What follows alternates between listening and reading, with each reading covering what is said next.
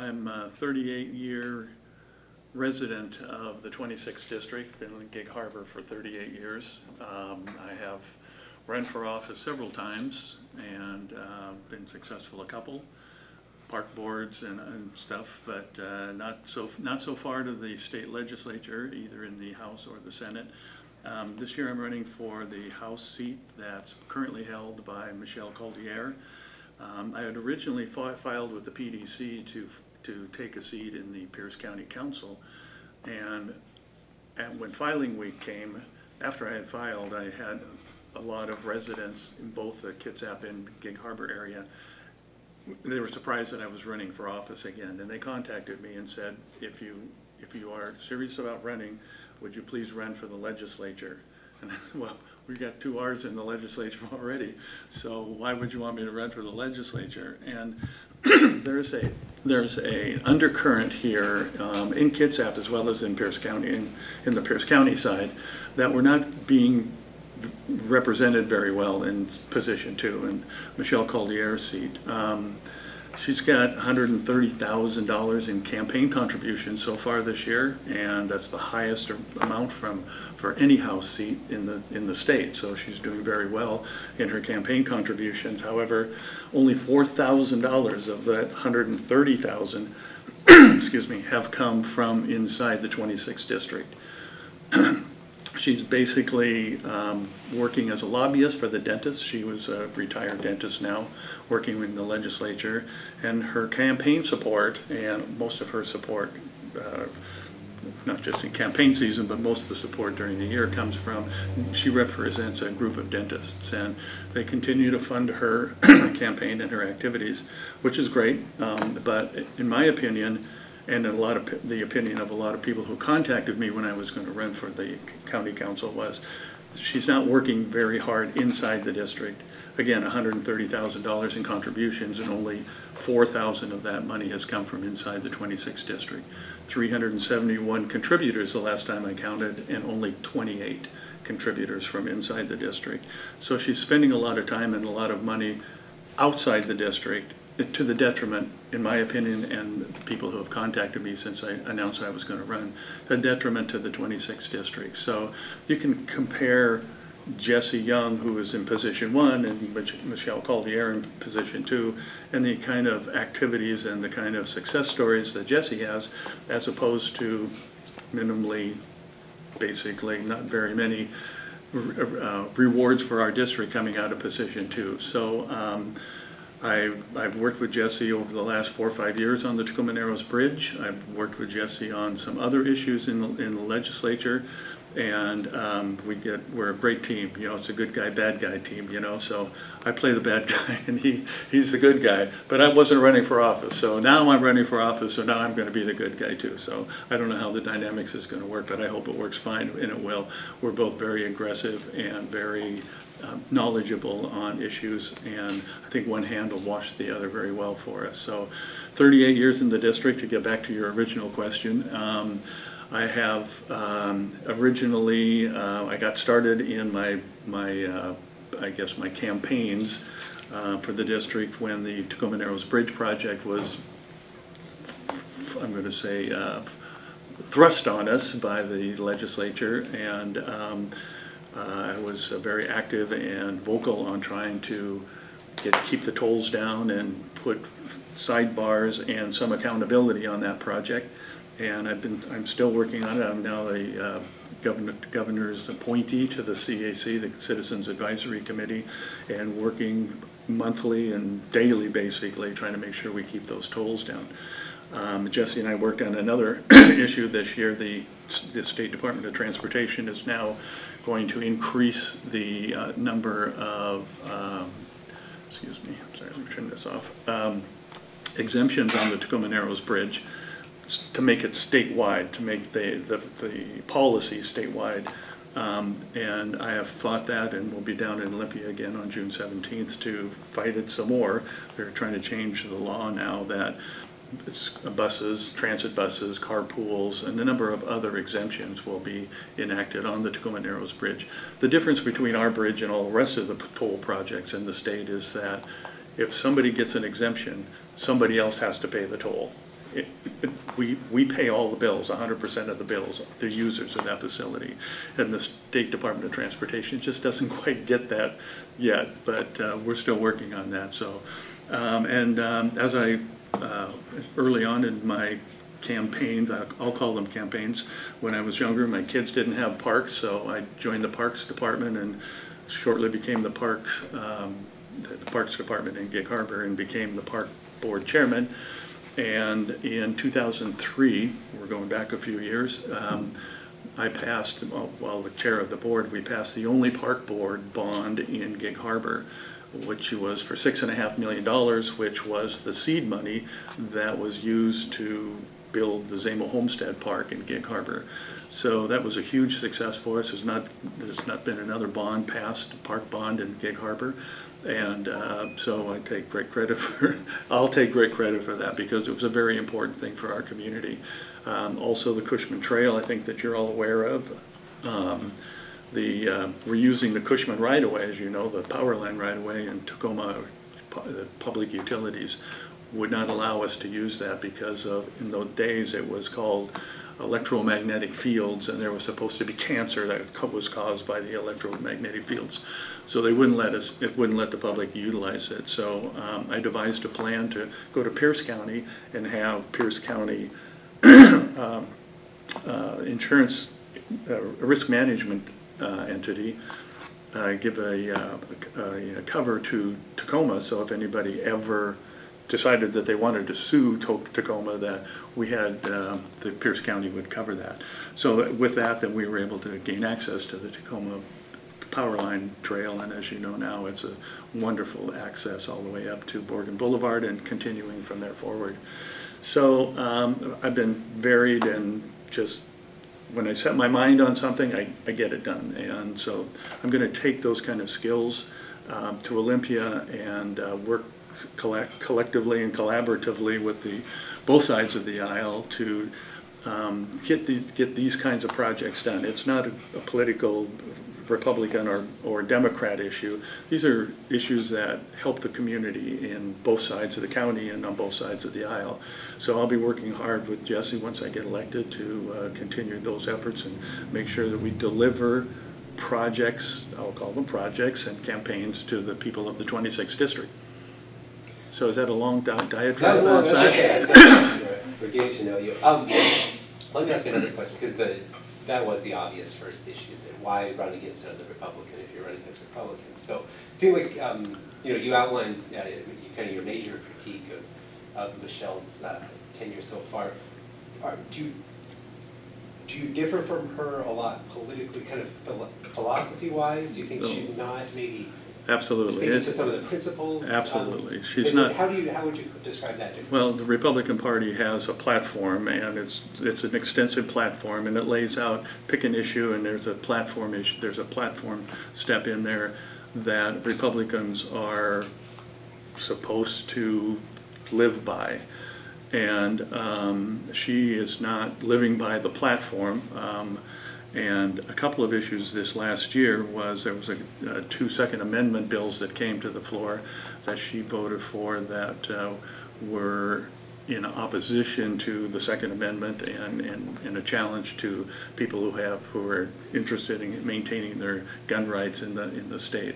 There was a couple of pro-life bills that came to the table that she voted pro-choice in that direction rather than pro-life, and that's another big issue that from me, the Second Amendment and pro-life are really important issues to me. So those two stood out as glaring examples for the not living up to what I will call the standards of the Republican Party. And I did an analysis of her voting record over the last couple of years, and an interesting statistic is that when she introduces a bill, then you go out and get co-signers, co-sponsors on the bill, and 67% of the time the co-sponsors are Democrats rather than Republicans. And when she's signing on as a co-sponsor to bills that are presented by other people in Olympia, 67% of the bills that she signs on to are sponsored by Democrats and not by Republicans. So just in general, that's a kind of an esoteric way to kind of look Sure, at no, it. no, But if you're, you know, what's that adage? If you lay down with dogs, you come up with fleas. So if she's doing that, I know, I'm sorry, but I'm old school, so that's the only one I could think of. So when you have that kind of a voting record, it's not even voting record, it's just who you're working with in Olympia. I think it's pretty obvious, and it was pretty obvious to me this year that her voting record has been horrible, and if I use that 67% analysis, that she's working with more collectively with the Democrats than with the Republicans. Thank you. That illustrates kind of what I was curious about. At the same time, just a moment ago, you said if you're in office, you'd like to be able to work across the aisle and get some things done. So when is it?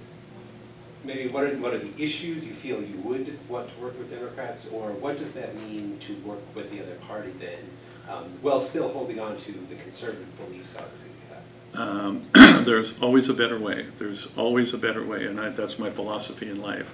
Let's go find a better way that both parties can work collectively to an end that satisfies both parties. So I know we're polarized in the state, but I have a knack of finding a way to make things work. I'll give you a good example. We just went through a tumultuous bond issue, school bond issue in Gig Harbor in the Peninsula School District. And the school board wanted $220 million in a bond to fund one new school and do some other capital improvements. I was adamantly opposed to that bond, not because I didn't want to help the kids and fix the schools, but my sense was that the financing median was not correct. Out of that $220 million, there was $132 million on top of that that was paid in interest over 23 years. That was going to be paid until 2041. That didn't do anything for our district or build any schools or fix any schools. It was interest that went out the window. And my plan was to do a capital levy, which is debt-free. I mean, it's interest-free. So you get the money from the auditor, collects the money every year, and at the end of the year gives you the dollars, and you go spend them. And then next year he gives you some more money, and you take those dollars and you go spend them, interest-free. So my plan was a $50 million campaign with a 4-year capital levy that produced $50 million in 4 years, and that was enough to build the school. And then we go back to the M&O dollars that the voters have already approved and take the money that's meant for maintenance and operation and put it back into the schools to maintain the schools. So we accomplished the same feat. It was just a different way of doing it. The bond actually failed, and now I'm working with the school board to implement my plan. We've extended it, made some changes, 6-year capital levy instead of 4, and we've increased the amount to $75 million, which keeps the rate the same, but it gets a little longer and it creates a few more dollars in the front end. So that's an example of working together. Now, the bond people are happy with it because they got the money that they needed, and the anti-bond people are happy because we don't have to spend $132 million in interest that does nothing for the community.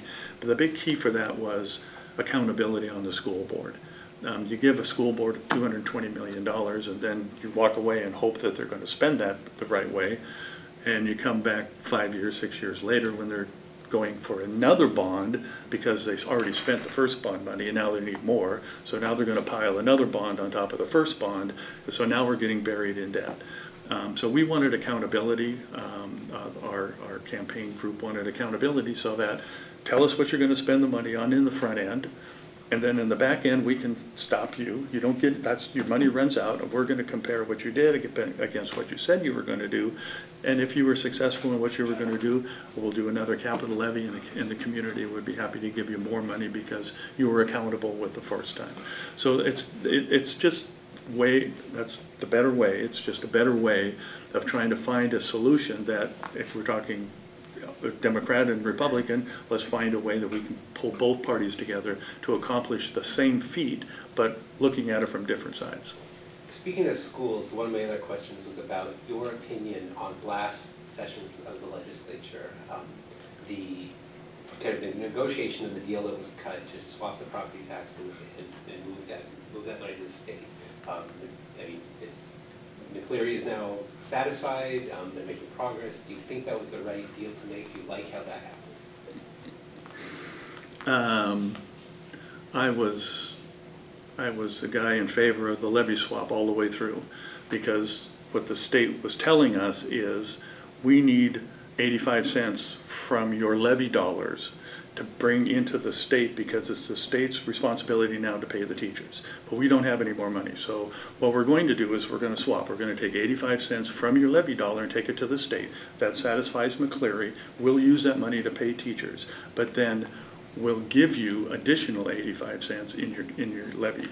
So in a rebate back from the state against the levies. Well, they took the 85 cents and we didn't get the swap. So at the end of the day, as a Republican, I was really ticked off, because it was a bait and switch. And I was really angry about that. And as you know, everyone's property taxes went up through the roof. In Gig Harbor in this area, it was anywhere from, you know, $600 or $800 a year up to $1,500 a year, depending on the value of your home.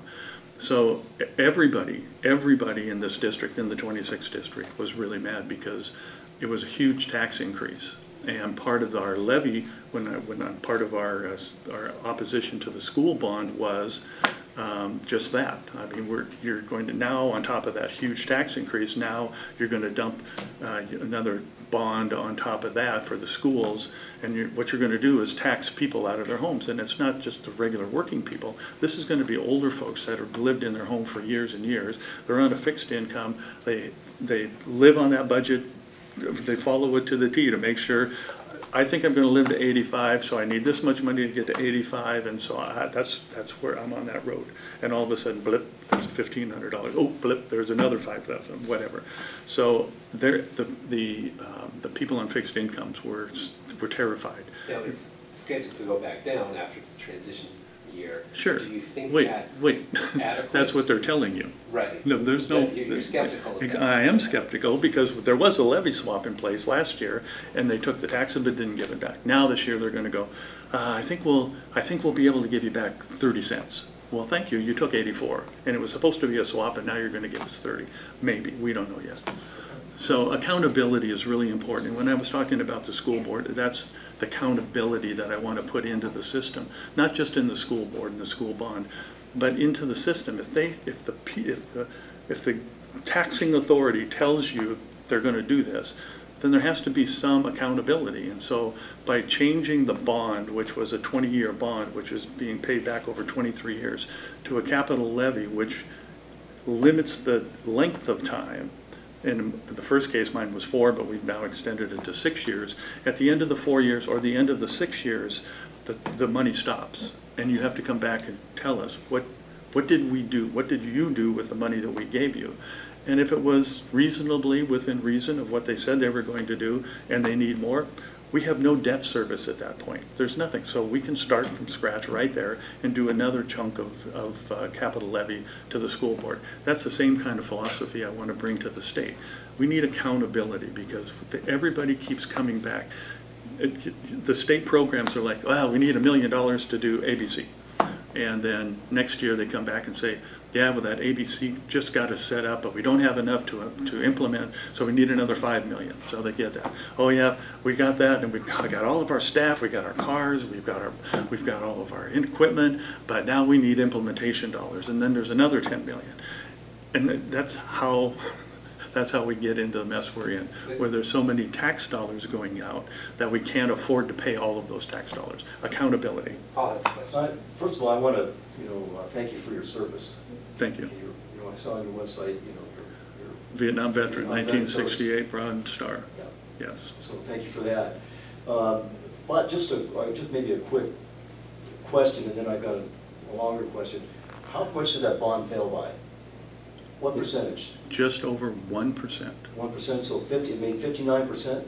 No, yes. 59 point something percent? 58.955%. Okay, so essentially then the school district, the residents school district, unfortunately need 60% to pass. Right. We're pretty darn close. Exactly. So are they going to run a bond again? No. Okay. Well, it's still pretty close, though. But let me address that 60% issue. There's 47,000 voters in our school district. Right. The yes voters were 13,000. Right, yeah, it never matches the amount of voters Exactly. in the district. Well, Exactly. I understand that. So, well. but the school district's walking around telling everybody, 59% of the people in this district voted for that. Normally, it's those who have a vested interest in the schools that vote. Exactly. Yeah, for sure. Exactly. So, No, but seriously, we weren't opposed to as my plan showed you, we weren't opposed to fixing the schools. It was just the financing plan. well, levies normally fix schools, bonds normally build schools. Yes. Okay, so there is a difference Yes. in how a levy can be used versus a bond. I mean, there's no question about that. No, levy, you can have regular levies, like maintenance levies, and Well, you can have levies, capital levies levies still mostly is. Yeah. are exactly the same as a I bond. don't want to get into Okay. a conversation I about know. levies on that. I know, we get down Okay. to, no one wants to get in the weeds, and that's the Well, I can problem. get in the weeds, I but I know. just taught school finance. I know, So I okay. can get in the weeds with you. I don't want to go there. I have another question, actually. Okay, right. So you were saying on your website that you're concerned with the regulatory aspect of what's going on with the state. Businesses are leaving, okay? So can you be specific about what businesses are leaving and what you would change that in terms of regulation? I This is think, right on your website. I'm asking right off, that's your information, so I'm just kind of right, I wondering. think that was referencing the Seattle issues, not so much the state issues. Well, That's so businesses are leaving the state.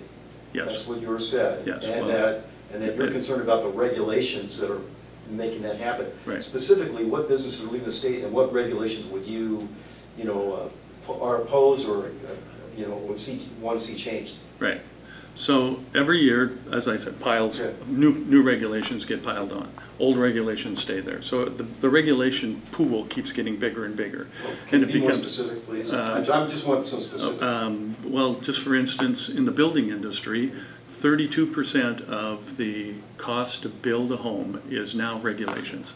And that's gone up over the last 5 years by 8%. So it's those kinds of things. Every year there's more regulation piled on people, on businesses who just want to do business, but they have to satisfy all the regulations in order to stay in business. So as each individual, I'm going to say, a class of business continues to try and stay in business, it becomes more and more difficult. So I'm kind of the Trump guy. If you want to put a new regulation in, then take 2 old ones out, so that we can clean up the regulatory old stuff in order to keep pace with what's happening in the streets today. So what businesses have been leaving the state that you're aware of? I'd have to look at my records. Okay, just, I'm just kind of Yeah. curious. Yeah. I appreciate that. Yeah. Thank you. I'm gonna I slightly think touch- that reference was most to the Seattle issue, though, that we were talking about in I'll Seattle. look it up again, but it did say, it was on your website. Yeah, okay. It's okay, we can move on. Talk about specifically to the 26th district then. Uh-huh. I'm going to bring up your website again. Your issues, they're kind of general principles of government, and that's fine, ethics and all the rest of it. But what about the 26th district? You criticize the current representative for being out of touch or out of the area. What's the most important thing in the 26th district? What legislation do you have in mind that would solve problems that are affecting that group of people? The first thing is transportation.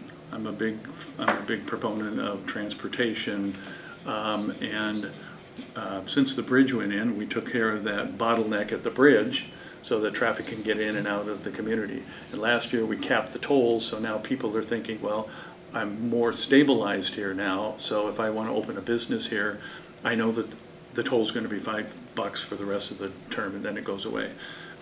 So all of that is driving more traffic into, and just to the general economy in general.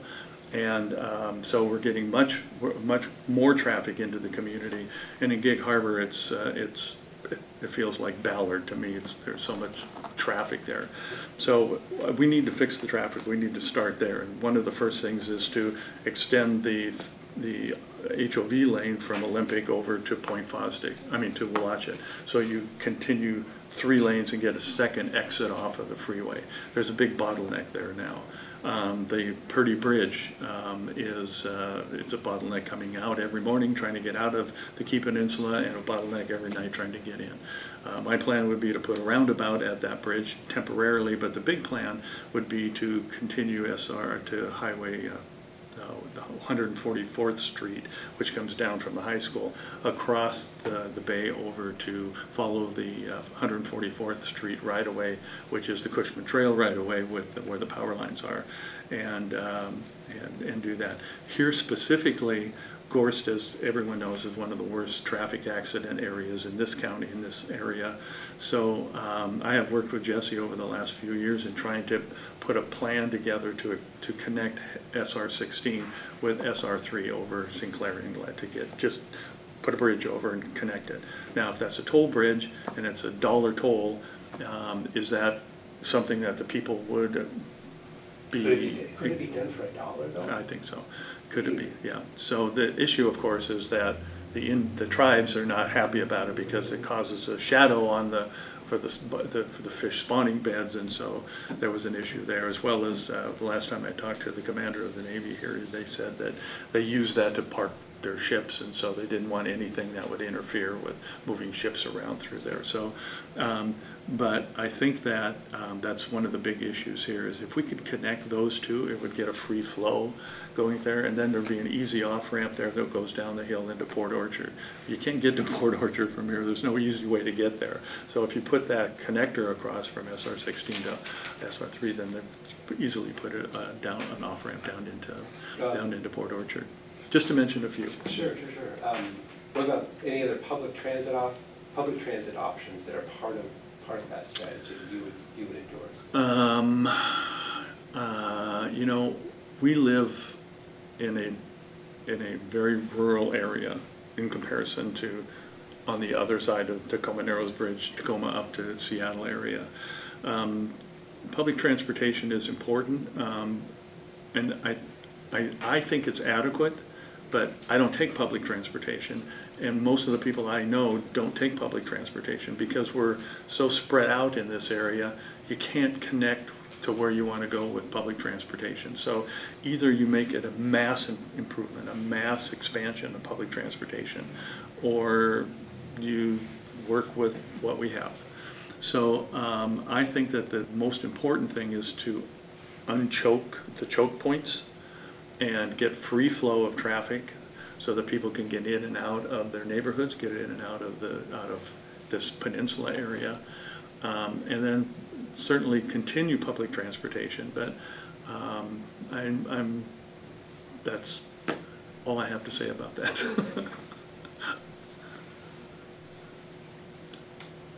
Questions?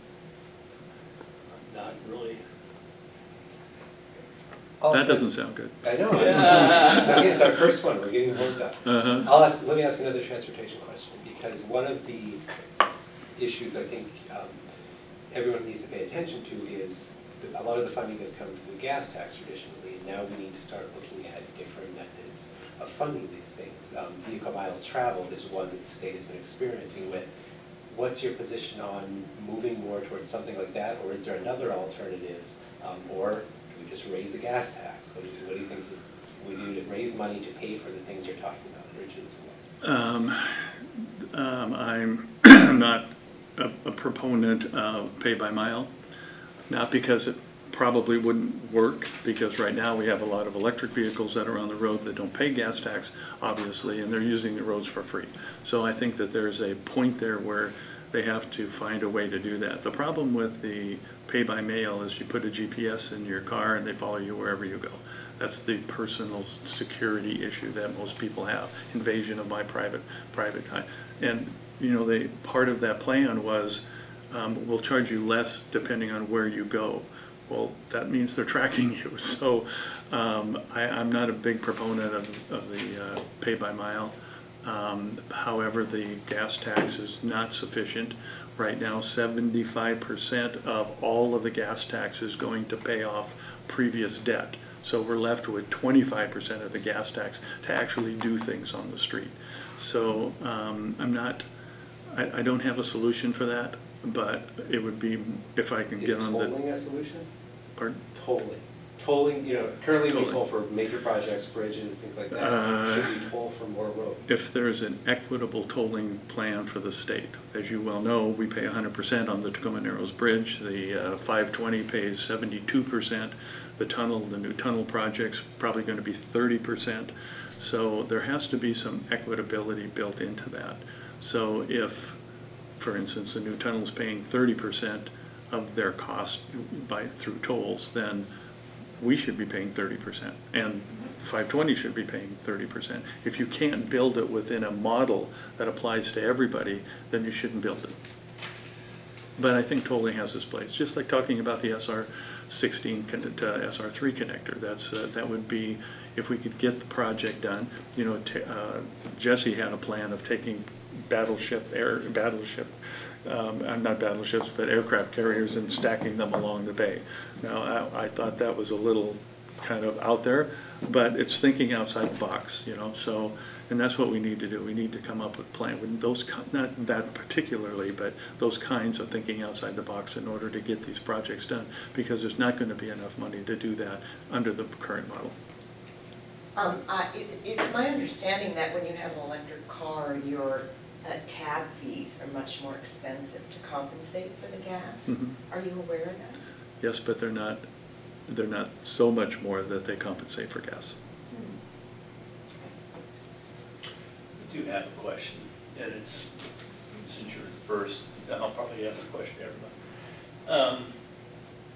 Do you feel in the state that it's possible to renegotiate the whole tax structure and include an income tax? And do you think that's worth pursuing? No. You don't think it's possible, or you don't think it's worth pursuing, or both? Both. If the income tax was to be imposed, there would be all of these caveats about it's only this, it's only going to do that, it's only for this, we're not going to go there. It's kind of, it's the camel's nose under the tent. Once you get there. It seems, I mean, I'm looking for the candidate to get to this, because to me, it seems like the state that used to be based on fish and timber, yes, is now completely different. Mm-hmm. And our tax structure is not keeping up. And I'm a Republican, or a registered Republican. Yeah. I'm not a, right. So I'm not big on paying taxes that aren't required, but I'm also a homeowner that every time something has to get paid, you come to me. I'm also a car driver. Every time, you know, we don't have enough money for the roads, we bump up the tax for there. If we had it just seems to me that this state not just include income tax, but take the whole tax structure and rework it so that we bring down property taxes. As you know, there was a capital gains that's been floating around to put the capital gains out there just as a funding source for a particular thing. But the capital gains is an income tax, and it's kind of, again, the camel's nose under the tent, that capital gains would come to fruition, and all of the other taxes would still be there. And then the capital gains would morph into the income tax, and all of the other taxes would still be there. So it is a slippery slope. Well, as a voter, I'm looking for the guy that can go up and say, okay, we need to have an income tax, but we're going to restructure those sales tax, mm-hmm, which is regressive, right, and it's one of the highest in the nation. Right. But the problem is the sales tax would still be there, and then after the income tax is in place. There, but it could be significantly reduced. Yeah, it could be. And then the people that are really making money, yes, in this state, yes, off the new economy, uh-huh, are paying a fair share of what they're, you know. So early on, I started with my bond issue that there has to be accountability. We'll give you the money for 4 years, and then we'll come back and see what you did with it, so that the taxpayers have the right to put the sidebars on that. And so I haven't seen a plan anywhere that puts any sidebars on any other tax if the income tax or the capital gains tax is in place. It seems like a lot of taxes in the state are called fees, and we don't have any input on that. Right. So the taxpayers are don't have a voice in the tax. Right. If it was that's my question. Obviously, yes, you don't feel like that's a path that should be taken.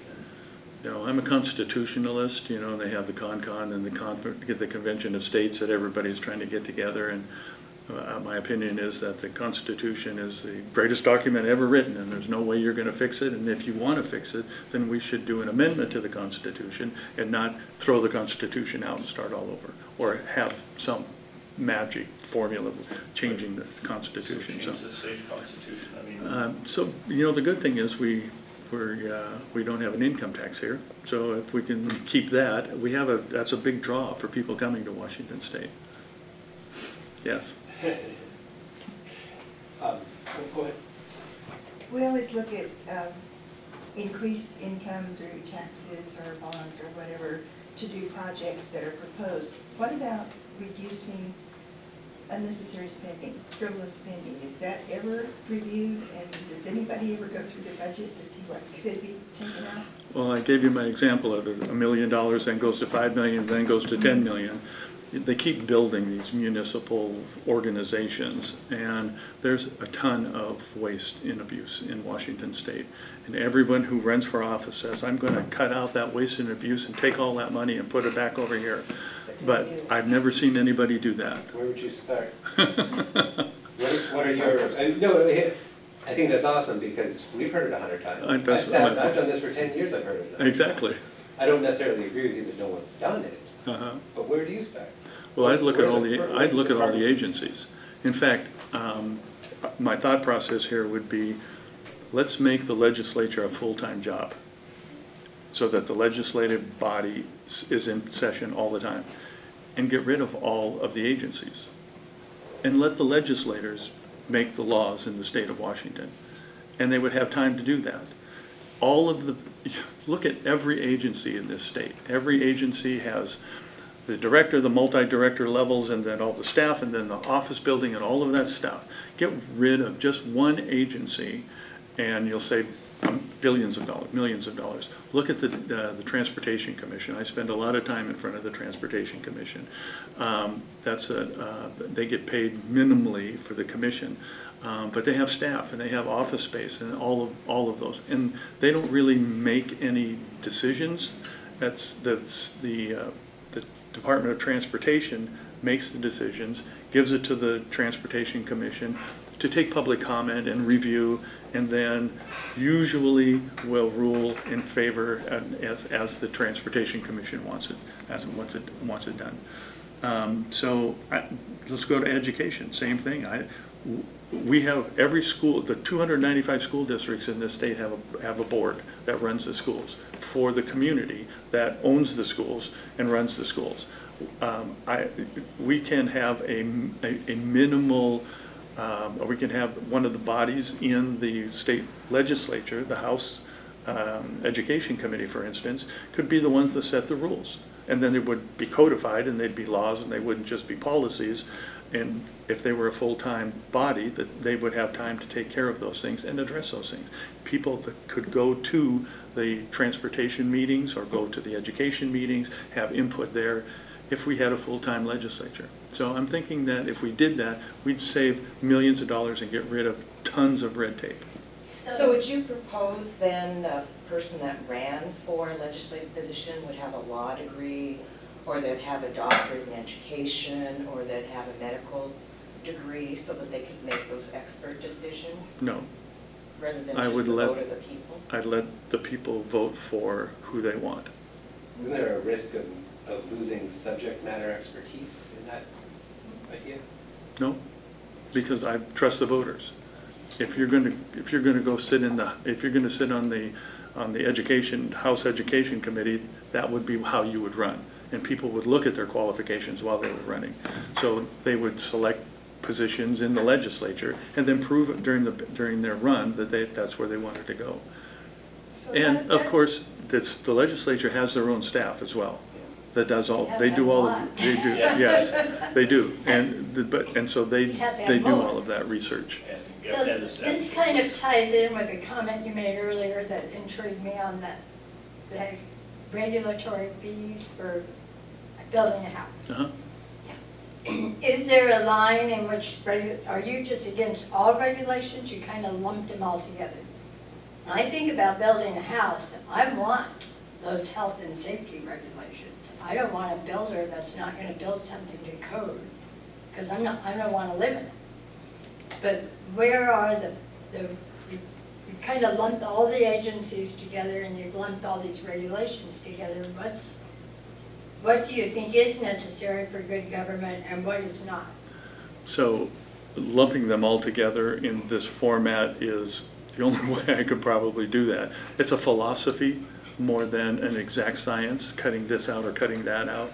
It's a philosophical position that there's probably over-regulation in building for the environment, an EIS to build a house, for instance. It's usually not necessary to get an environmental impact statement. No, they're exempt. Yes, but that could be one that they do impose.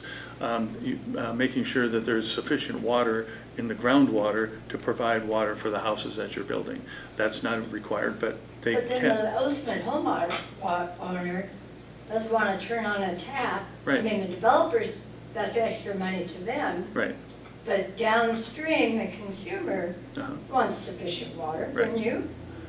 Yes, and there So was why not require it? when they bought the house, they checked and there was sufficient water. So that's, something might change later. There's a lot of those kinds of issues that are that just need to be looked at. And it's not specific. Again, I'm not Right. scalpeling here. I'm trying to figure out what could be and what couldn't be helpful for reducing the cost of the house, which would get the house price lower and create more affordable housing. Not that it would be affordable, but more housing that could be affordable at a lower price. I think if our state was more conservative leaning, perhaps this idea would have some chance. But the truth is, you would walk into a legislature that's at minimum split, and very, cities like Seattle are going to keep a strong Democratic Absolutely, contingent. right. How do you start to have that conversation? The conversation you're having about looking at each agency and judging whether we even need it at all. Right.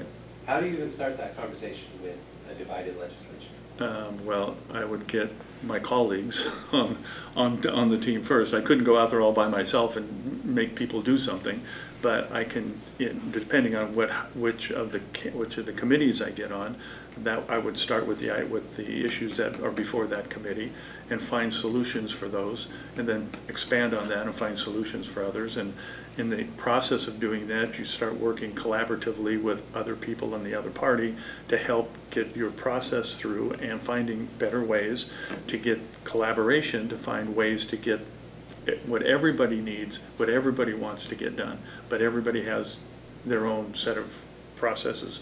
It's like going back to the bond. They want a bond, that's all they're gonna have. We suggest a capital levy. No, we're not doing that, we're gonna go over here. But in the now, after the bond's passed, the school board and I and the superintendent are now at the table talking about, okay, so how do we fix this? How do we actually get money to fix our schools?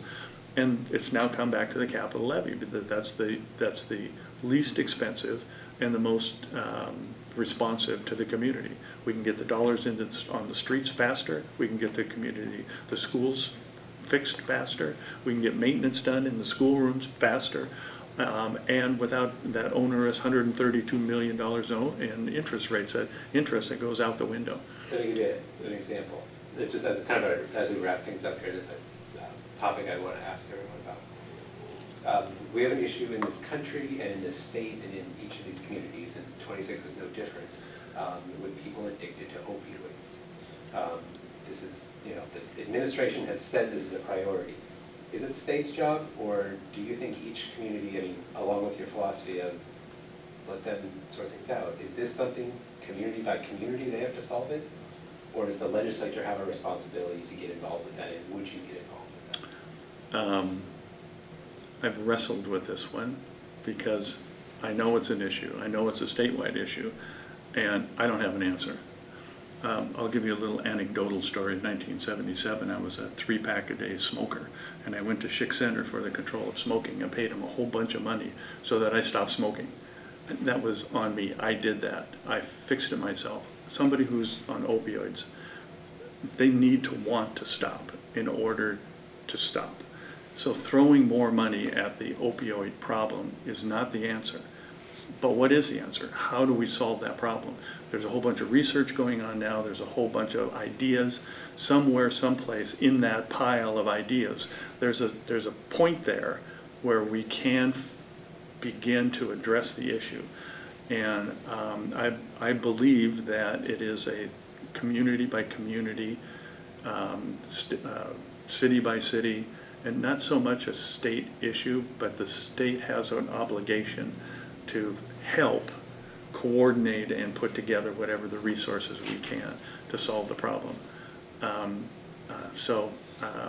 It really is a personal responsibility, in my sense. It's a personal responsibility from the user to stop. And when cities like Seattle have shoot-up parties in the, in a parking lot every night, and that doesn't help. And when they're a sanctuary city, that doesn't help. In fact, the mayor of Gig Harbor, right after he took office, announced he did a proclamation that Gig Harbor is a welcoming city, and I gave testimony that that was outrageous. Gig Harbor is a welcoming city, but by you making that proclamation, you might as well say we're a sanctuary city, and you're going to and people with needs will start coming here because we're telling the world we're welcoming, come on in, we'll take care of you.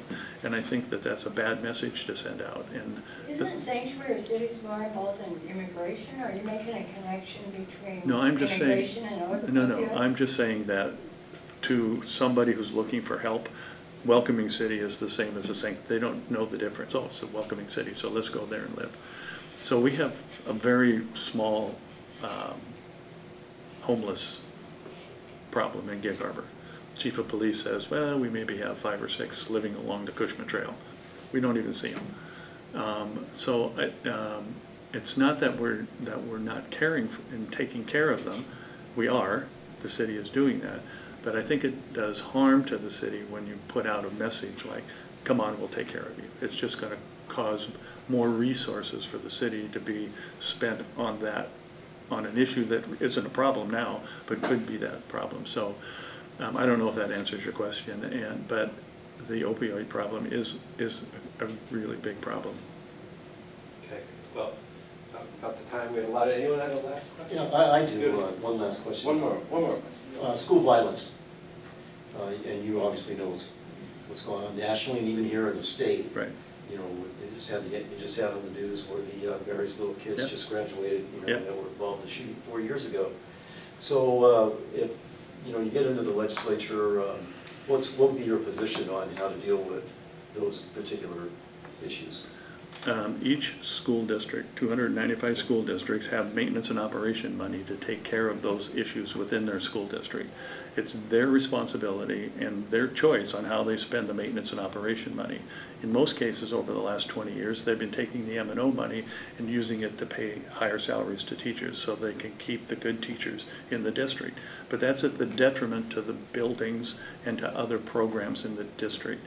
The detriment to the building is that the buildings aren't secure because of that.